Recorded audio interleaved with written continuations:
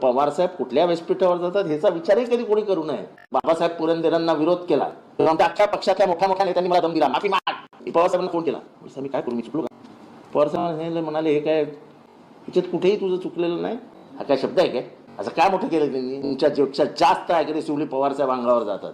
अख्खं येऊर आहे ना, येऊरचे बंगले हे फक्त बाळासाहेब ठाकरेंमुळे पवार साहेबांनी वाचवलेले. राजकारण म्हणजे फक्त सूड द्वेष संपून टाका, कापून टाका.